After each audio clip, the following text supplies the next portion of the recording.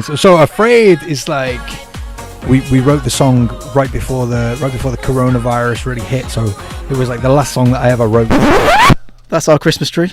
The Christmas tree just fell over in the corner. Good afternoon, good morning, good evening, whatever time it is right now. Well, I'm so excited for this. This is my James Hype interview. He's an absolute legend. Honestly, one of the greatest DJs just out there at the moment. If you don't know a lot about him, you're going to learn a lot about him now. And if you already know him, well, I've got some top secret information for you. I mean, I'm so excited for you to watch this interview. It's been probably one of my favourite interviews I've ever done. And I can safely say he's a good friend of mine now. So let's say no more. Let's get straight into it. Here he is right now, James Hype. Thank you so much for coming back through, James. Yo, bro, it's an absolute pleasure. Since More Than Friends, every year you've dropped an original. Whether it was More Than Friends 2017, 2018, No Drama, 2019, I Was Loving You, now Afraid 2020. Afraid. Is it? Are we going to expect one for 2021 as well? Or? Do you know what? Right. I mean, let me be totally honest. Every year I try and put out more than one record, and every year I end up putting out one record. But, so yeah, while I'm standing here, I want to say like, yeah, next year I'm going to drop 3 records, but like realistically, you'll get at least one. That's what I'll hold myself to. Perfect. I mean, obviously you're dropping loads of different remixes as well. Oh, yeah. Like What's Poppin' just released, and Sicko Mode, Tomorrowland 2019, like one of the most played tracks there. Yeah, I just love them, man. Remixes are easy for me. I know, and you said 2 years ago you'll never stop, and well, you're definitely not going to stop. They flow out of me, bro. Like I can remix in my sleep. That's amazing. That's amazing. So let's talk about Afraid, which just dropped in September, right? Yeah. What's the story behind it? So Afraid is like we wrote the song right before the coronavirus really hit. So it was like the last song that I ever wrote. That's our Christmas tree. The Christmas tree just fell over in the corner. So yeah, Afraid was the. Can you compose yourself? So Afraid was the last song that I wrote with real people before coronavirus. Do you know what I mean? Like in the room with real people. It's a pretty special song. I think like it was written by me, Rob Harvey, and Harley, and we were all kind of getting a lot of emotion off our chest while we were writing it. So there's a lot of like realness in the song. Brilliant. And then we kind of combined the deep, meaningful lyrics with like the uplifting vibe. And when we were putting it together, we wanted to create something that felt like a Swedish House Mafia song or something like that. Like don't you worry, child. We kind of wanted that vibe from it, and yeah, I think we successfully got a bit of that across. Brilliant. I mean, that is great. How did the collaboration with Harley come about? Do you know from a while back or? So yeah, me and Harley, we'd worked on a couple of songs before Afraid. I can't remember how we were first introduced. Harley's one of the good ones. Okay, just flowing. It was honestly great. I remember when it dropped. I saw you obviously announcements coming up, and it was Friday morning. I looked at my phone. I was like, here it is. I messaged our music manager, like, mate, here's an absolute banger. He was like, bro, A-list already, straight away. It was straight in there. I was like, it's just great. Thank you, man. Great. Talking of remixes as well, do you have any, we can sort of expect any sort of names of remixes that might be coming out very soon? Anything that's coming out very soon? Oh, I just did one for, there's one for Icon of Pop and Sophie Tucker. That's coming out. I don't know the date, but it was delivered a couple of weeks ago, so that's coming out very soon. I've got a couple that literally dropped in December. There's Vi's Never Let Me Down, James Hype remix. That's one of the best ones I've done this year, 100%. And then Why Don't We Falling, James Hype remix, that came out at the start of December. Yeah, that's pretty good as well. If I do say so myself. DJ Solo and Freak. Can't remember the name of the song. James Hype remix that came out about 2 weeks ago. So yeah, I've had a lot of. That's brilliant. I've actually got a playlist on Spotify called James Hype Releases, and that literally just has all the stuff with my name on it. That's on Spotify in one place. Yeah. Can you still get to your studio? Because I know you live away from your studio, don't you? Yeah. Well, we're in the UK. We're allowed to travel if we can't work from home. So okay, great. And my home, being in London, is quite a small flat, so I can't really make music from home. So yeah, I am still going to the studio just by myself. It's not that small. I mean, I've been watching all the live streams. That's the most consistent live streamer. I've never seen a DJ like you, bro. You've 4 decks in the mix at the same time. Bro, does anyone else do that? No, they nobody does that, bro. People use 4 decks. People use 4 decks, and they'll use them one at a time, 2 at a time. I use 4 at a time, and it's mad. You always put the 4 fingers up as well. Like, here we go. We know it's going down. We know it's going down. But I mean, I haven't seen anybody though who has been doing it really. Like, I know Wednesday's one of the days, and Saturday, Sunday, but like 3 times a week, every single week for the past few months. I'm like, Yeah, bro. It's mad. No, it's been nearly a year, mate. It's been nearly a year. We actually tried to calculate how many streams me and Gucci, we tried to calculate how many streams we've done the other day, and it's nearly 100.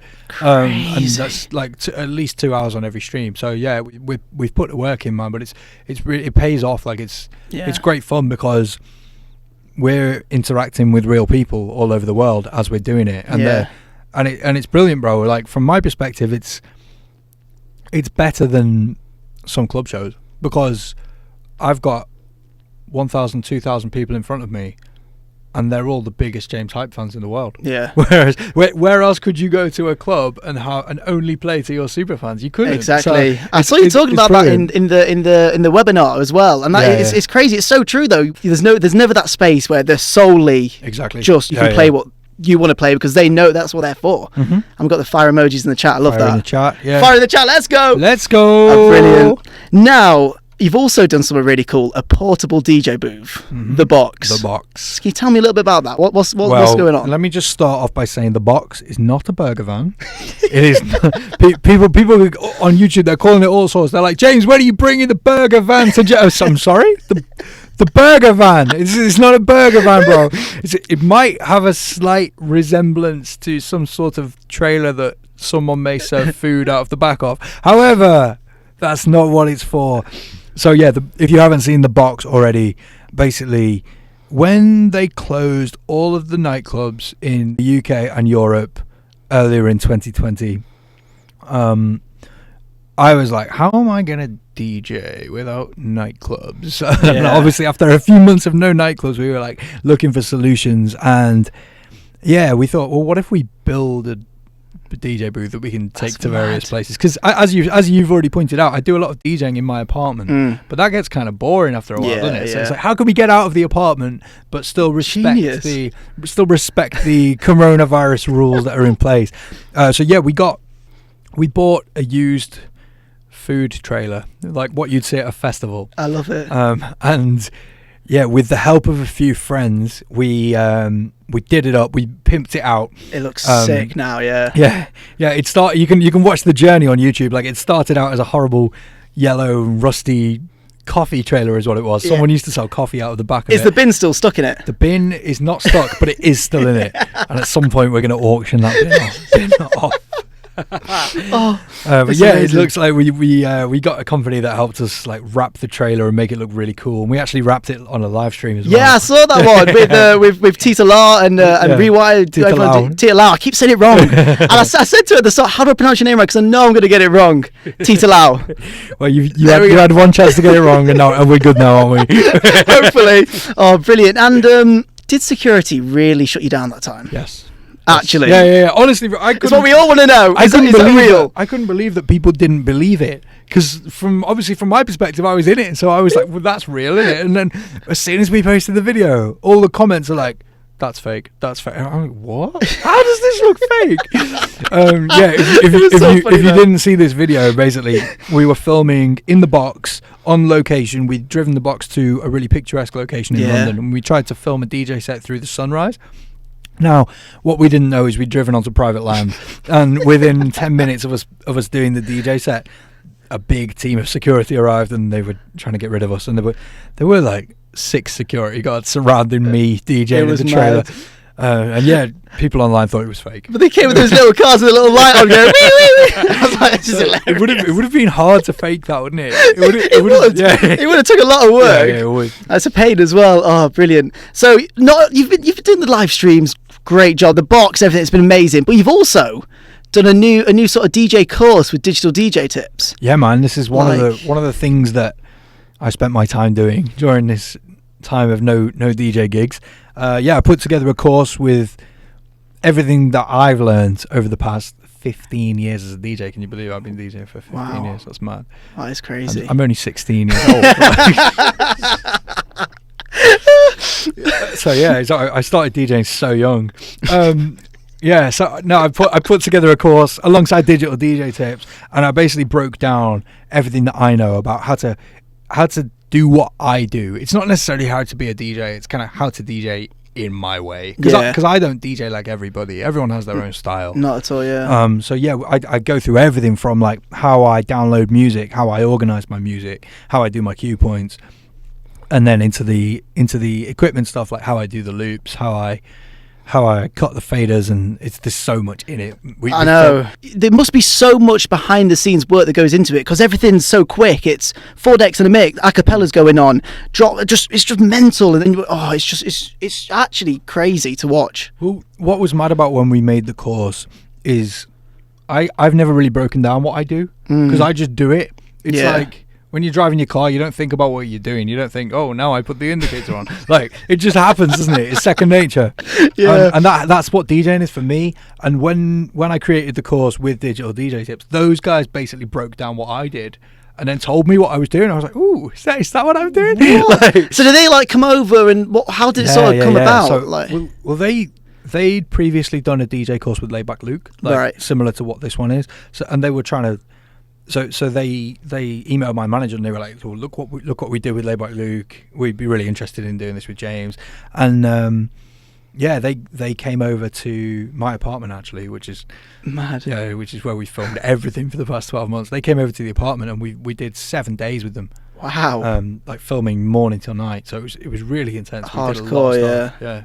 Brilliant. Honestly, like genuinely, I'm going to do it, literally, because I just want to see, like, it's not for beginner DJs, just like if anyone who already knows how to DJ, just to learn that extra aside, which is exactly. crazy. That's kind of the point I was trying to get across. It's not like here's how to mix. It's not here's the play button. It's not stuff like that. How to move a fader. Yeah, it's like how to take your DJing from where you're at, and then how you would advance that to where I'm at. Mad. And how did you come about? Because you've got a signature sound, style, how you do everything. How did that come about? Just trying different things, and I like this, I want to. I think so, mate. I think one thing that maybe makes me different to some other people, I'm influenced by a lot of things outside of what I do. Right. Like, even just down to like music I listen to, I don't really listen to the music that I make very much. Okay. Say somebody might compare me to I don't know, someone would compare me to a similar artist, but I probably don't listen to that artist. Do you know what I mean? So so maybe the reason that my stuff might be slightly different to someone else is just because of where I'm drawing my inspiration from. I know, I mean, because last time you were over as well, about 2 years ago, you were saying how you normally listen to sort of urban hip hop music. That's your sort of what you love. Yeah. So it's not dance music at all, really. It's like which is crazy, but you can tell that from the remixes. But that's what I love, like, because I'm that sort of mix as well, where I love the sort of urban hip hop sort of rap stuff, but then the dance music as well. So to combine it together, it's just like great for clubs. Yeah, for real, man. When it's done right, it's spot on. Yeah. Brilliant. Now, Stereotypes. Can you tell us what's going down? Stereotypes. Well, what do you want to know? So, everything that's going down, because you've got obviously like the record label I've seen, you've got all the merch, and there's so much sort of. Yeah. So the idea of Stereotypes initially. What was the idea of Stereotype? I don't know. I'm not sure. Let me tell you what Stereotype is now. Okay, so Stereotype is a lifestyle brand. We do apparel, we do clothes, t-shirts, face coverings, of course. Yeah. What else do we do? Yeah. Can't remember off the top of my head. Yeah. So we have a Stereotype apparel store where we sell. We've had 2 drops selling t-shirts, face coverings, stickers, etc.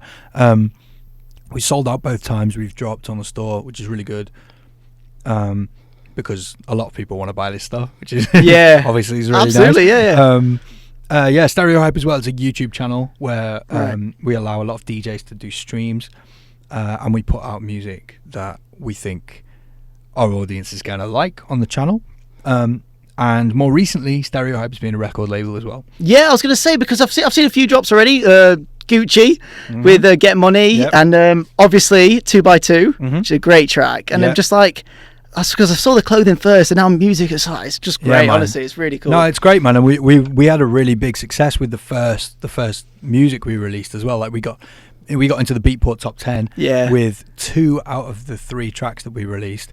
Mental. And then the third one was like number 11 or 12. So yeah, we were really happy with that. Crazy. Brilliant. Now, I remember summer 2019, so when Tomorrowland was happening in Europe, Perucaville, we were chatting a little bit, and you said you had some big news for 2020, but obviously that's all the festival wise, and that's obviously sort of not happened this year because of do you have any news for 2021? Can we expect any Oh, festivals, any big gigs, any?